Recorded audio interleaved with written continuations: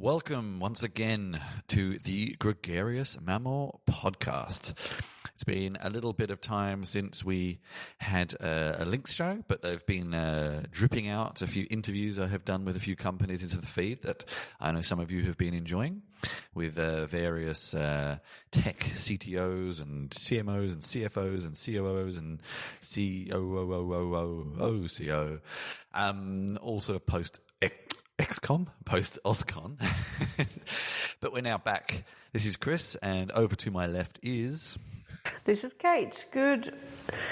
I won't say good morning, even though it's morning here, so I'm just going to say hello to our listeners. Exactly. And we've got quite a few things we want to talk through, a few recurring themes that keep popping up now and again. And we'll also just talk about what we've been up to and et cetera, et cetera. So, Cate, maybe you want to mention the first link. Yeah, this is actually a post that was around a little while ago. I've read it a few times because I enjoyed it so much, called On Getting Older in Tech by Don Denoncourt. And it's actually looking at, the skills that older people bring to tech in a time where the average age of IT workers in places like Facebook, LinkedIn, Google is 30 and under. When you think of it in the US, and you compare it to their workforce, the average age there is 42. So you can see there's a dissonance there. Basically, this is written by someone who's nearing their 60s, a guy, and he's talking about, okay, so how do you stay young in tech or young-ish?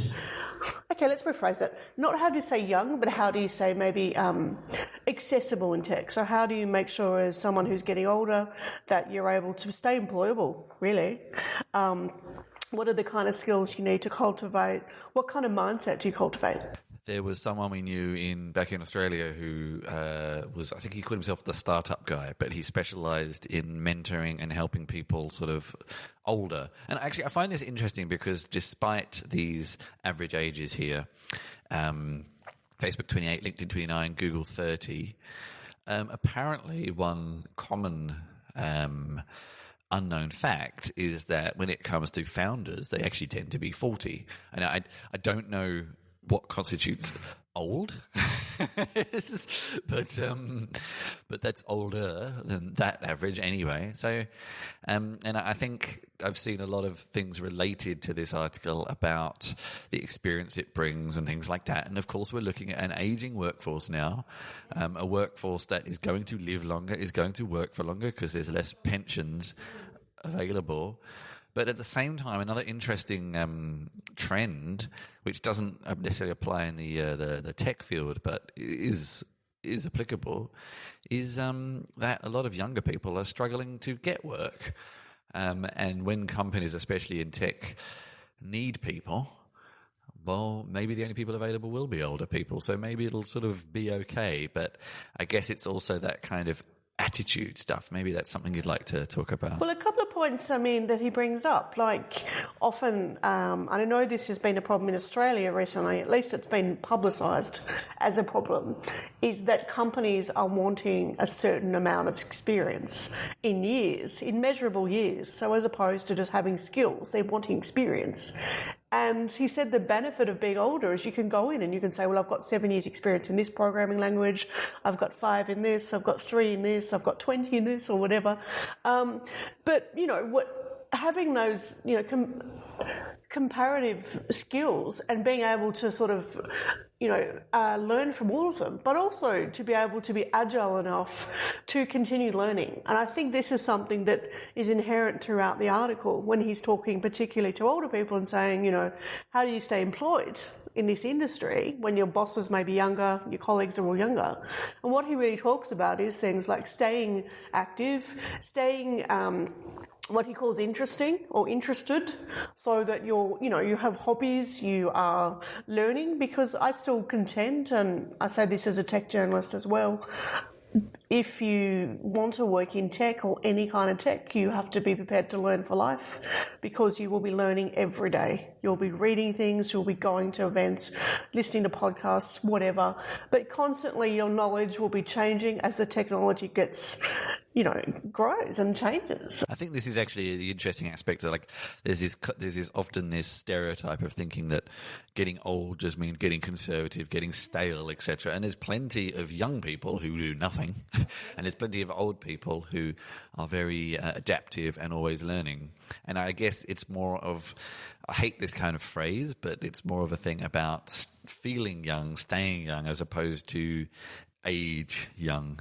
I think it's a mindset.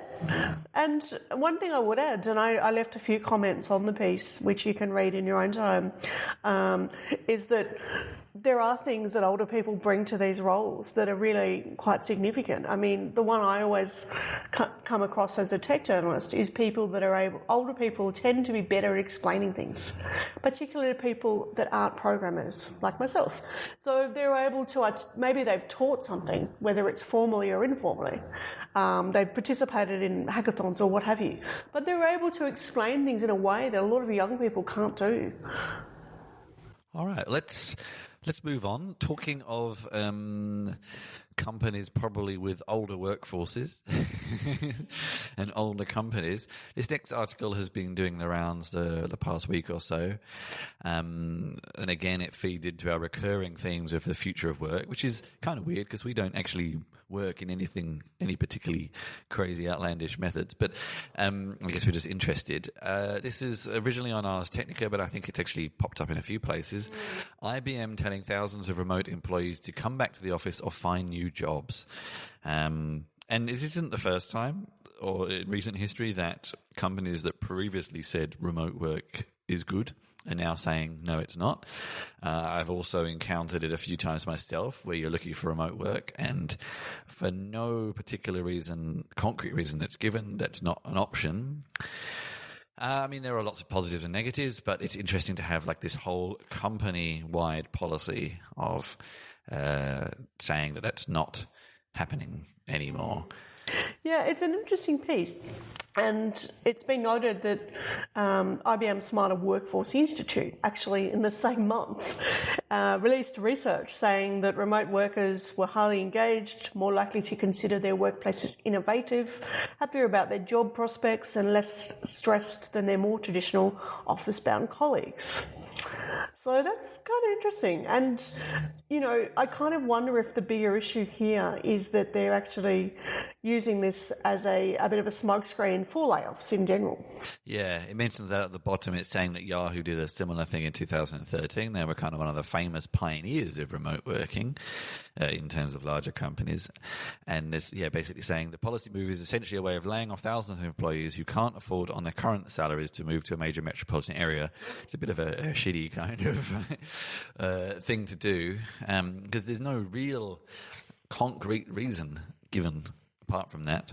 And that's just theory, of course. And you know what? I mean, that in itself is the biggest issue with this. I mean, we have industries now like tech where what are considered the central hubs like Silicon Valley, which we'll talk about in a minute, actually are unaffordable to most people. Most people cannot afford to live there. And when I interview people based in Silicon Valley, it's more common for them to have maybe one staffer there or to go there periodically for meetings with VCs and stuff like that. They'll probably have an address there, but they're not based there because it's, out of the reach of anyone who's on a budget starting a new company. And then I guess let's move on to the final article in this kind of chunk. And again, I have sort of spotted this popping up myself, and it's related. This is from the Next Web, why some CEOs aren't buying the freelance economy hype. Now, I think there's a couple of threads here that we should unpick a bit before discussing it, in that, I mean, the article is sort of written in the context of things like Airbnb, Uber, Upwork, freelancer.com, that kind of thing.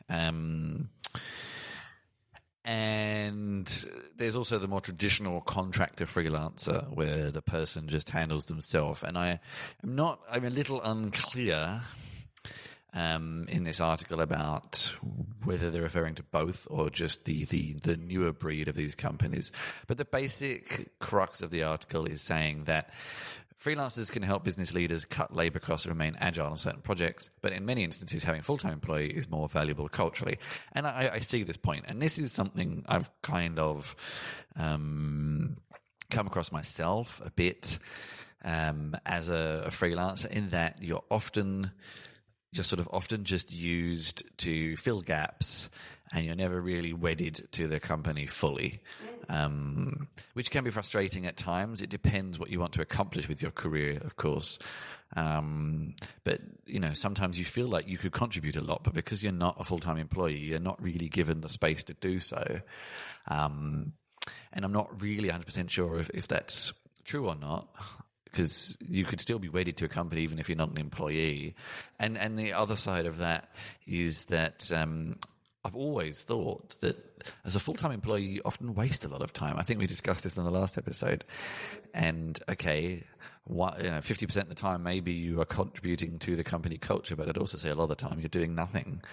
So I don't know, it's mixed. But what are your thoughts, Kate? Yeah, it's funny that just that last point about time wasting. I know I've been in workplaces back in the day when people used to smoke and it became a rule of no, you can't go out for a cigarette. Yet people were allowed to go out and move their car once an hour to another car parking space because there wasn't, enough parking space around where we work. So, that time wasting is inherent in many roles.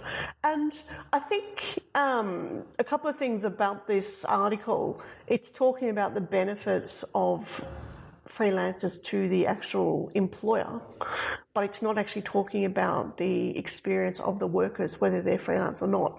And the very real reality for a lot of people, I think, is that they would be happy to work full-time, whether that's remote or otherwise, for a company, because you get benefits, you get sick leave, you get holiday leave, you get public holidays, things that you may not get as a freelancer. And you don't have to be your own accountant as well, which is a fairly arduous task for anyone trying to do all their own bookkeeping.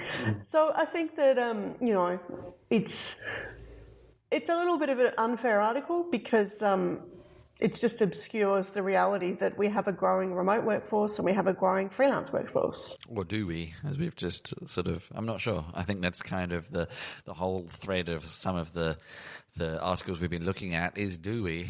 I'm not sure. Maybe. We'd be interested to hear other people's thoughts on this, actually. Actually, I think there seems to be always a delineation here in terminology between freelancer and contractor. Like, there doesn't necessarily seem to be a change in hiring contractors to come and help you overhaul Scrum processes or whatever it happens to be. But it almost seems to be treated in a different way. I don't know, but that's how business works. Businesses are out contracting to each other. That's how business works. You don't just sell to yourself. It's sort of interesting. I don't know if it's just a terminology thing. If you call yourself a contractor, are you taken more seriously? I don't know. It's kind of interesting. Anyway, we'd love to hear your thoughts. So that rounds up our first chunk of articles, kind of on the reoccurring themes of the future of work.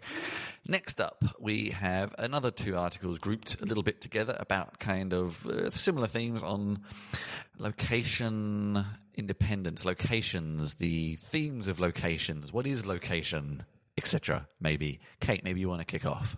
Yeah, this is an article from 2016. It's kind of interesting. It came across my desk recently and I was really it gave me a lot to think about. It's from The Verge and it's called Welcome to Airspace. And the subtitle is How Silicon Valley Helps Spread the Same Sterile Aesthetic Across the World. And it opens with a co-founder of a startup who's talking, or a consultant, I think he's a consultant, who works across the countries, across the world, whatever. And it says, I'll read you a little bit. While travelling, he turns to Foursquare for recommendations about where to eat and drink. I know what I like, he says. Every time Schwarzman aligns in a foreign city, he checks the app, which lists food, nightlife, and entertainment recommendations with the help of a social network augmented algorithm. Then he heads to the nearest suggested cafe. But over the past few years, something strange has happened. Every coffee place looks the same, Schwartzman says. The new cafe resembles all the other coffee shops Foursquare suggests, whether in Odessa, Beijing, Los Angeles or Seoul. The same raw wooden tables, exposed brick and hanging Edison bulbs. It's not that these generic cafes are part of a global chain like Starbucks or Costa Coffee with designs that spring from the same corporate cookie culture. Rather, they all have independently decided to adopt the same faux artisanal aesthetic. Faux. Sorry, I'm going to say that. I'll say that sentence again. Rather, they have all independently decided to adopt the same faux artisanal aesthetic. Digital platforms like Foursquare are producing a oh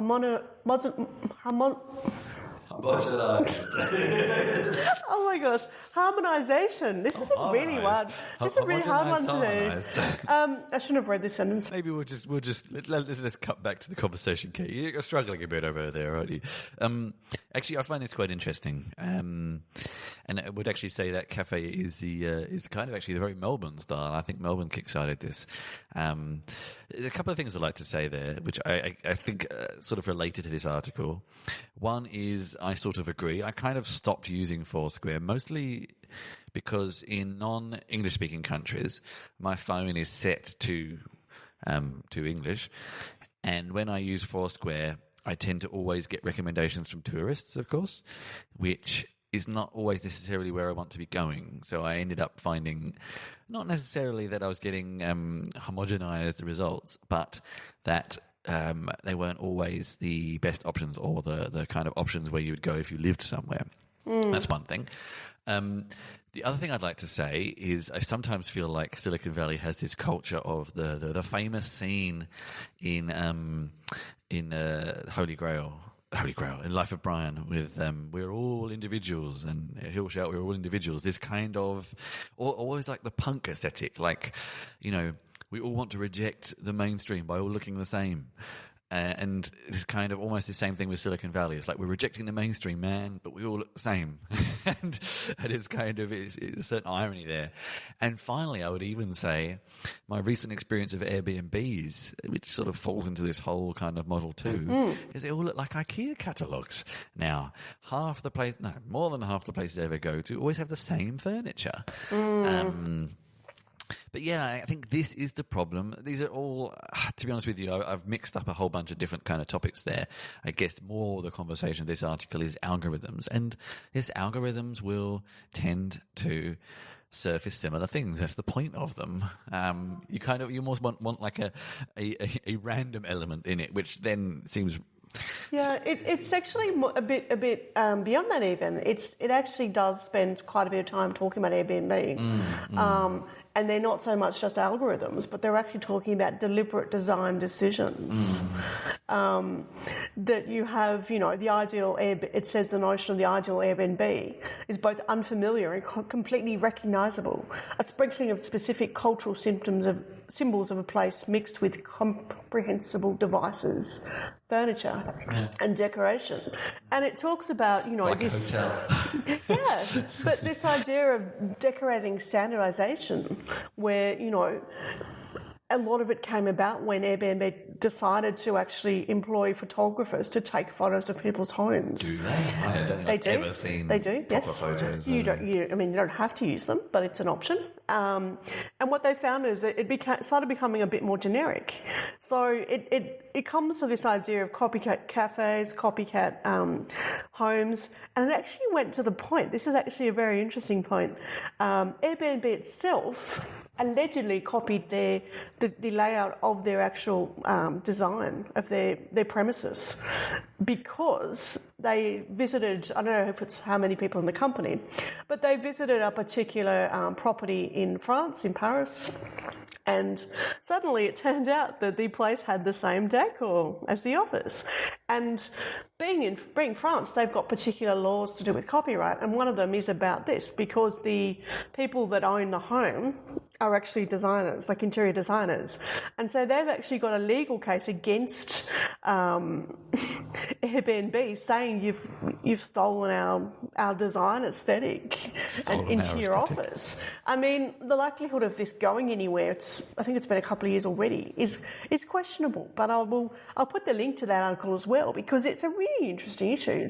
But when you pull this apart, it's this homogenisation, this idea of the alternative normal, and everyone's peddling this idea of, well, we want an authentic experience, but we don't want it to be like those people on Segways and Instagramming everything and, using those selfie sticks or whatever.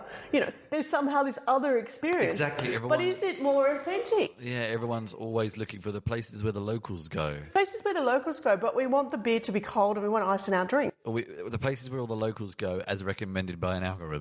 Yeah, so it's a really interesting issue, and I'd be really keen again, because I know what they're saying with these kind of cafes. I've seen them in Bratislava, here in Berlin. I've seen them in Melbourne. I've seen them in Amsterdam, all kinds of places. There is this commonality, even, Scandinavia. And where's that coming from? It may be, like Chris alluded to, that people are buying lots of IKEA stuff. Absolutely. It may be that people are using second-hand merchants to buy particular items that work well in cafes. But it's a really interesting issue. At the same time, don't you always, and I know this from having travelled with together, that we both generally find ourselves gravitating towards those sorts of places. Well, because you assume certain things about the quality of the coffee and et cetera, et cetera. And also, especially when you're travelling, you assume a place like that will speak English. Whereas often if you go to some kind of dirgy little place that could be awesome and authentic, man, you won't actually be able to order anything. A salient point to that, you know what? We have also had the experience, and I'm sure other people have, where you're walking down the street, you're looking at cafes, and you're going, well, that one's full of men, and they're all the old men, and they're all going to stare at me, and they won't, I won't feel comfortable there. It's a really common experience for women, I think. But they might have awesome food. Absolutely. They may be the best buffet in the street, but they've got their 80s vinyl decor, and you just kind of go, oh, that's a bit... It's fascinating. I think this is a time to maybe spruik a bit of a T-shirt I've been thinking of producing, which is... I haven't quite nailed the complete slogan yet, but it's like about disrupt the algorithm or something like that. Or I haven't quite decided on it yet. But anyway, let's move on. It's a little bit different actually. We grouped these two links together, but they're not necessarily related. So I several years ago was a big fan and wrote a fair bit about the Estonian e-residency program. And I did it. I know I applied for it just because I was interested, really. I wasn't even intending really to use it as a current European citizen. It didn't necessarily offer anything I necessarily needed, because I had the ability to open a business in Europe if I wanted to. And also, I don't really want to run a company, which is one of the other advantages of setting up a business in Estonia. I just want to be a freelancer. But still, it was a concept that I found fascinating, and I wanted just to follow the process. And I did, and I interviewed lots of people in it, and it was very interesting. But one of the big problems I always had with the scheme was that to open a business and to open a bank account, you would have to visit Estonia. And Estonia is a lovely place, but it's not the easiest of places to get to, and et cetera, and it kind of defeated the point of the program. They managed to solve the problem around opening a business, I think late last year or early this year, finishing that piece of the puzzle.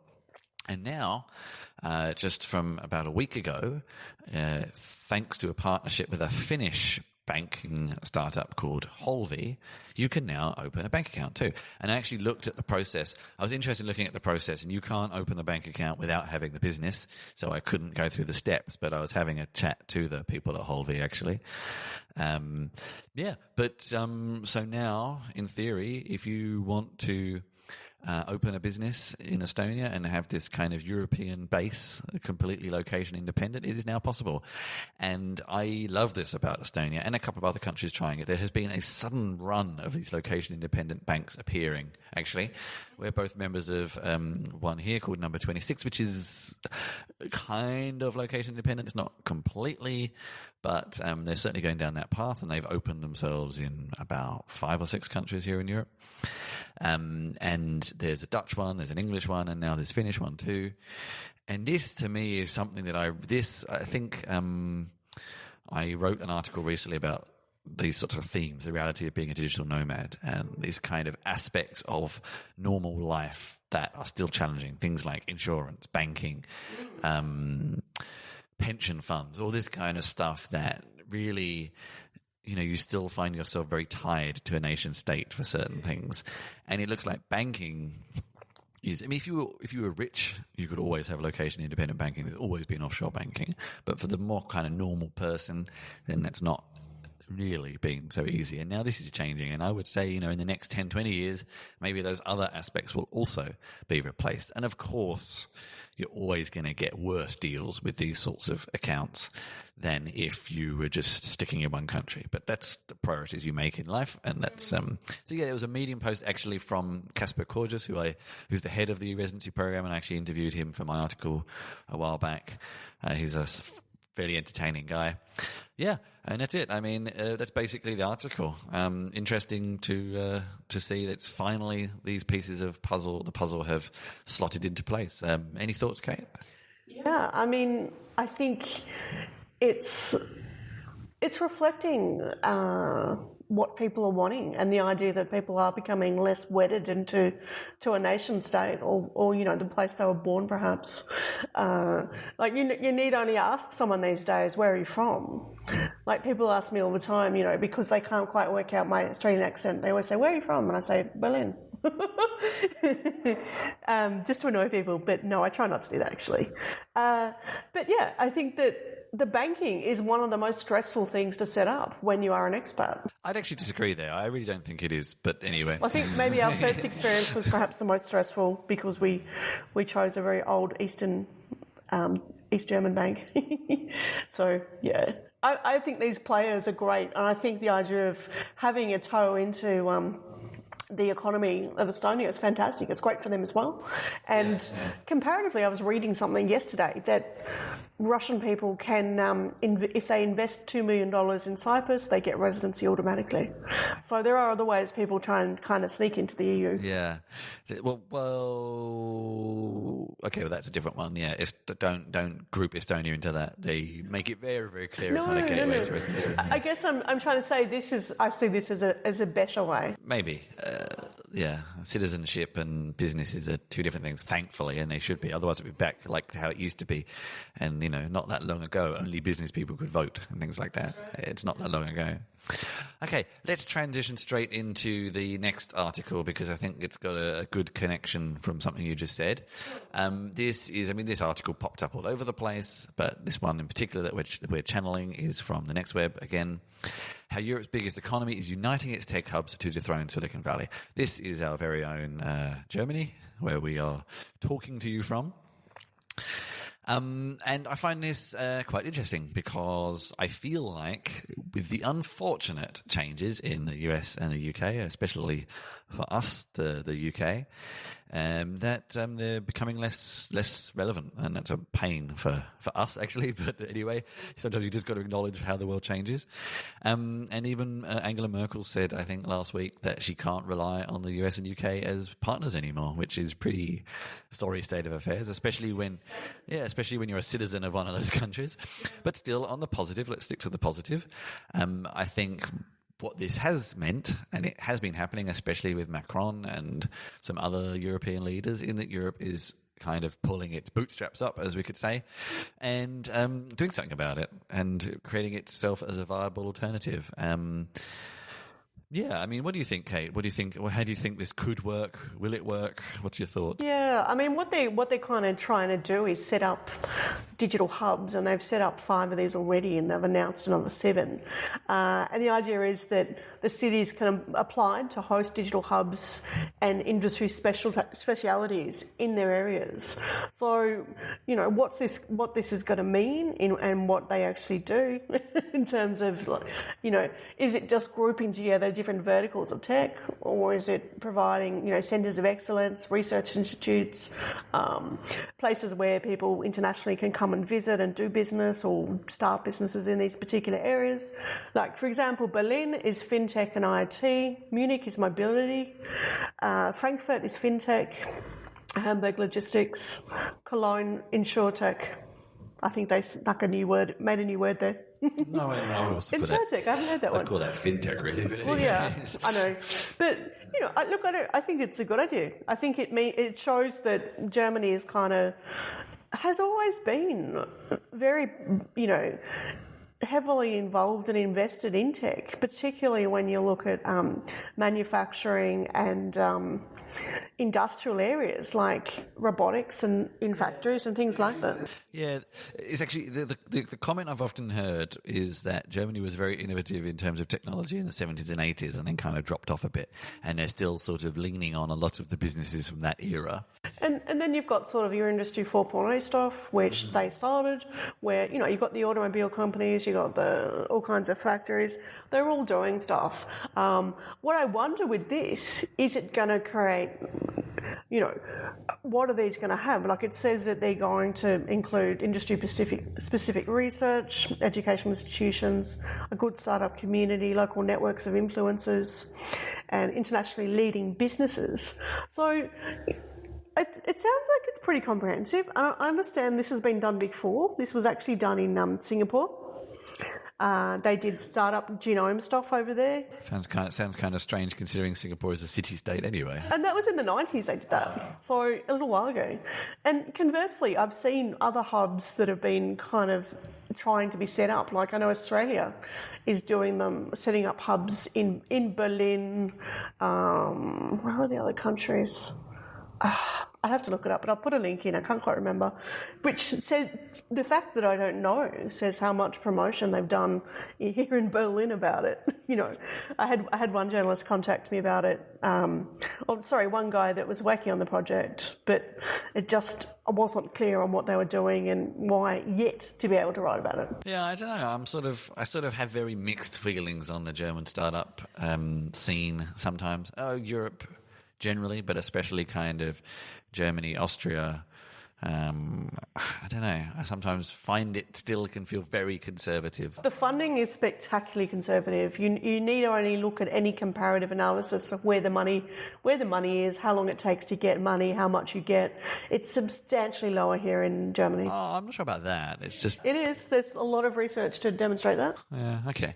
Anyway, let's see how this goes. We'll keep tabs on it. Maybe we'll even try to get someone from the hub, to on the show, maybe. Yeah, that'd be great. Okay, before we round off with the and finally sort of fun article, let's quickly talk about what we've been up to over the past couple of weeks and what we're up to over the next couple of weeks. So, Kate, maybe you'd like to kick off. Yeah, it's a day of verbal blunders here in Berlin. Maybe I just need more coffee than ever these days. Or maybe Chris needs one too. Sorry, what I'm actually trying to say is, that's been busy for me. I've got a lot of things coming up. This week I've got IoT Expo here in Berlin, an international expo of IoT, which means I'll be there tomorrow and the next day. The week after we've got Wear at Berlin, which is a wearables festival here in Berlin. I've been doing lots of writing, obviously been writing a lot about ransomware, as you could imagine.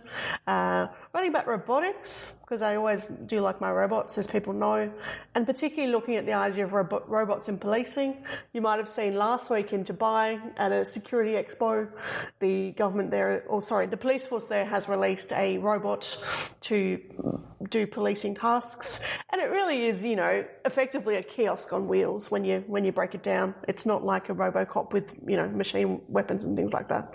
And this is the interesting thing about robotics. I'll just do a quick little 1 sentence, 2 sentence thing.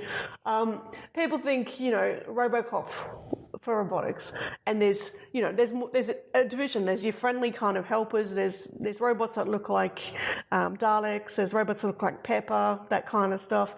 And then you've got ones that are used more in your kind of on the ground, obviously, you know, originating from military operations. So, you know, they'll use a robot to throw it into a building because it's got a camera on it so they can see what's going on. I like the concept of throwing it in. Yeah, they've got wheels and they can flip themselves upright.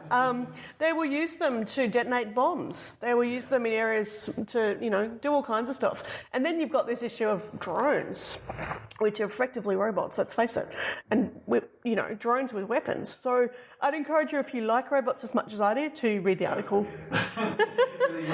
it's a good piece. I tried to look at, you know, some of the ethics and pull it all apart, and there's plenty of pictures and some great links. All right, well, for me, I've been pretty busy too. I've got quite a few articles scheduled to be published that haven't been published quite yet, but so I've got waiting to be published. I have my top 10 or I think it ended up being about top 12 podcast episodes for developers. I spent several days listening to podcasts.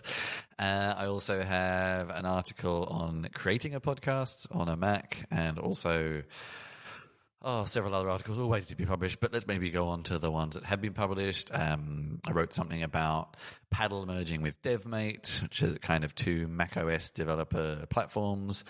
Also popped up in this feed. I had an interview with Manish Gupta from Redis Labs. An article on writing your own chatbot, which was quite fun. An interview with Source Labs, which also should have popped up on this feed for you. And then reviews of Unit Berlin Festival, which I think we talked about last time, and a write-up of my time at iTake Bucharest, conference I was last at. I also got back to doing a bit of my fiction work, which was quite fun, which is a fictional conversation between God and Jesus, which over a Snoopy phone, which you might quite enjoy. Likewise, this afternoon I am off to Pioneers in Vienna, and I'll be interviewing lots of people, so expect a lot of interviews dripping through the feed over the next couple of weeks. I've got lots of interviews lined up when their matchmaking system finally actually schedules them all, apparently tonight, the day before the conference, which is tremendously helpful. But anyway, and on the next episode, actually, I'm just going to quickly pull up the name. We are going to be talking about how technical people learn. And we have a special guest in the form of Jessica Lovegood, who I know through Manning Publishers, who I'm writing a course for. And she wrote quite an interesting article about how tech people learn. She did a survey, and we're going to have her on the show. And she's going to be talking about what she learned. So that is going to be on our next show. But for now, I have been Chris Ward, or at Chris Chinch, on most social networks. And over to my left. And I've been Kate Lawrence. If you want to go over to Twitter, Kate_Lawrence, small letters, K with a C, Lawrence with a W. And if you've enjoyed what you've heard, then please go to garrismamble.com/podcast to find show notes and previous episodes. And if you really loved what you heard, then go to various podcasting platforms, upvote us. And if you feel especially kind, go along to garrismamble.com/support. Buy some merchandise, give us a donation, and then we can afford to eat. God damn it. Hello. Anyway, thanks, and we'll talk to you all again soon. Take care.